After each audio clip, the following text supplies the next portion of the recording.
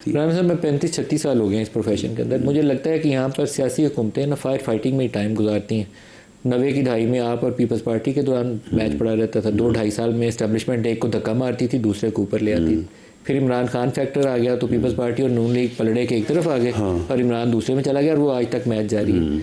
हम इससे निकल जाएं तो अल्लाह ताला पाकिस्तान की बेहतरी के लिए हमें काम करने की सबको तौफीक अता फरमाए। मेरा ख्याल है कि हम इसमें अगर पढ़ते ना तो आज हम वाकई उसी जगह पे होते जिसका हम इस वक्त जो है वो तसव्वुर कर रहे हैं या जिसके ऊपर अफसोस कर रहे हैं कि हम कहाँ रह गए और कहाँ हमें पहुँचना चाहिए था। और अगर ये इसमें पढ़े हैं तो फिर जो यानी अफसोसनाक और जो सबसे ज़्यादा सर आप लोग रहनुमा है ना, रहनुमाई आप लोग बात है वो ये है कि अभी तक हम निकल नहीं पा रहे हैं इससे। निकलने के लिए तो आपको रास्ता तलाश करना चाहिए ना। आप ही तो लीडर हैं इस कौम के, आप ही ने रास्ता देना।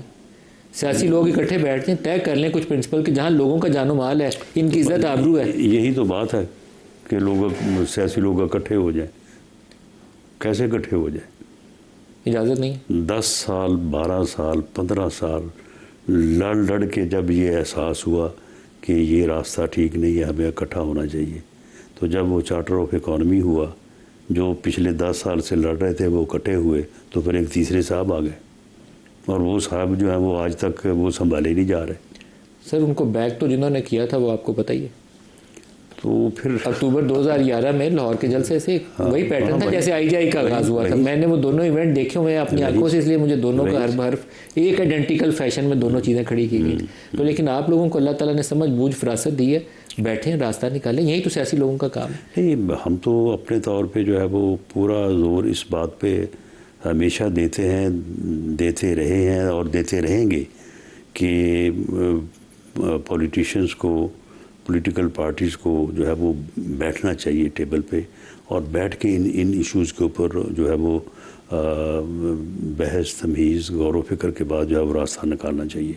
लेकिन सूरत यही है कि इसमें जो है वो यही मकसद पूरा नहीं हो पा रहा। सर अभी इमरान खान के इलाज वाला मामला आया था, आपके फर्स्ट रिएक्शन भी पॉजिटिव था। मुझे लगा कि शायद ये एक विंडो खुली है जिसको आप इस्तेमाल करते हुए तो इस तलखी को थोड़ा कम कर सकते हैं। तो आप लोगों ने एकदम से सारा पलटा खाया और पिम्स में घुमा के उसको वापस ले गए। यहाँ गुंजाइश थी कि आप लोग एक दूसरे के करीब आ जाते, तलखी कम हो जाती, फैसिलिटेट कर देते उसको, नहीं किया आपने। लेकिन अब इसमें जो चीज़ें जो हायल हुई हैं और उनका अब जब 16 तारीख को सुप्रीम कोर्ट में वो सारी चीज़ें पेश होंगी तो यकीनन मीडिया में भी और बाकी जगह पे भी एनालाइज होगा कि आया शिफा में ऐसे हालात मौजूद थे या वहाँ पे ये एप्रीहेंशंस और जो रिस्क फैक्टर वहाँ पे उभरा कि जिसकी वजह से उनको पिम्स लाना पड़ा, क्या वो दुरुस्त थे या वो मेलाफाइटी थे।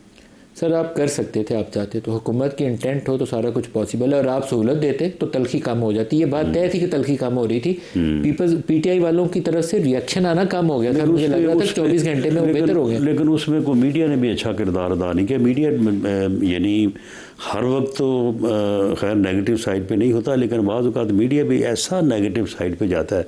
अब देख रहे हैं सुप्रीम कोर्ट ने एक फ़ैसला किया, सुप्रीम कोर्ट सामने रिपोर्ट्स पेश हुई, वकला पेश हुए, पिछली जो है वो सारी चीज़ें थी, उन्होंने एक फ़ैसला कर दिया। लेकिन मीडिया ने आप वेलकम करके सुन लें ना, वो सुन लें, उस फैसले को मीडिया में जो है वो किसी ने ये कहा ही नहीं कि ये फ़ैसला जो है ये जो है वो रिपोर्ट्स की बुनियाद पे या मेरिट की बुनियाद। सब ने कहा जनाब ये तो बस कुछ हो गया, ये तो गवर्नमेंट जो है बस इसके जो है वो दिन गिने जा चुके हैं, इसकी उल्टी गिनती जो है वो शुरू हो गई। 70-80 सालों में सर आपने कितने फैसले देखे हैं इस तरह के पोलिटिकल मुकदमात में? पोलिटिकल मुकदमात की बात कर रहा हूँ जो बड़े मेरिट के ऊपर आए।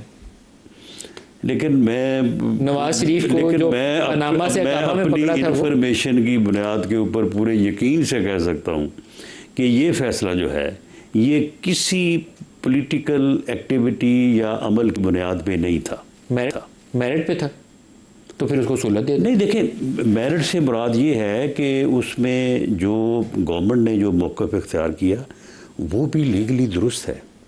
ये बात सर आप अदालत से वजाहत तलब कर सकते थे, आप दरखास्त देते कि इसकी वजाहत कर दें कि सिर्फ इमरान के लिए, रिव्यू का जो तरीका लेकिन आपको वो गोली कराने वाला काम नहीं करना चाहिए था, यूं करके गोल करके घुमाने वाला रिव्यू काम का जो तरीक़ाकार है वो बिल्कुल अपनाया जाना चाहिए था, वो अपनाया गया है। और ये बात दुरुस्त है कि लॉ में इस बात की गुंजाइश नहीं है कि सरकारी हॉस्पिटल से बाहर जो है वो किसी भी जो अपना कॉन्विक्ट है या प्रिजनर है उसका आप treatment इस जो है वो हो नुक्ते की सके। सुप्रीम कोर्ट से वजाहत ले सकते थे सर, नहीं बहुत ले मुश्किल सकते नहीं था, और अब ये हो जाएगी हो 16 जाएगी। तारीख। लेकिन आप तो सुप्रीम कोर्ट को डॉज करके सबको डॉज करके यूं घुमा के निकल गए ना सर। अब ये आपका मौक़िफ़ है, हमारा मौक़िफ़ तो ये है कि उसे बिल्कुल अडयाला जेल से इमरान खान साहब को शिफा हॉस्पिटल ही लाया जा रहा था, लेकिन वहाँ पे ऐसे हालात मौजूद थे जिसके ऊपर एजेंसीज ने रिपोर्ट दी कि अगर वहाँ पे लेके जाएंगे तो लॉ एंड ऑर्डर की सूरत हाल पैदा हो सकती है।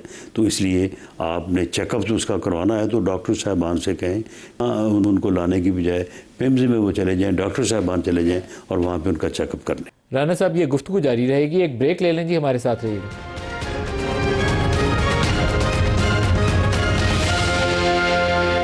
प्रोग्राम में दोबारा खुश आमदीद कहते हैं। राना साहब, अगर कंटेम्प्ट में सुप्रीम कोर्ट ने तलब कर लिया प्राइम मिनिस्टर को तो क्या करेंगे? नहीं देखें, इसमें प्राइम मिनिस्टर तो इसमें पार्टी नहीं है, पार्टी नहीं, वो जो पीटीआई ने लिस्ट दिया उसमें किसका नाम है? नहीं पीटीआई ने तो अब दी है ना। पीटीआई ने इसमें जो पहले जो पिटीशन की थी, जिस पिटीशन के ऊपर ये ऑर्डर्स हुए हैं, तो वो ऑर्डर तो उन्हीं रिस्पॉन्डेंट्स के खिलाफ हुए हैं ना जो उसमें पार्टी थे। सर कंटेम्प्ट तो अब हुई है ना? तो वहाँ पे तो प्राइम मिनिस्टर मौजूद ही नहीं था। अब तो कंटेम्प्ट में तो आएंगे ना जी, तो कंटेम्प्ट प्राइम मिनिस्टर की हुकूमत है ना कि आपकी मेरी थोड़ी है।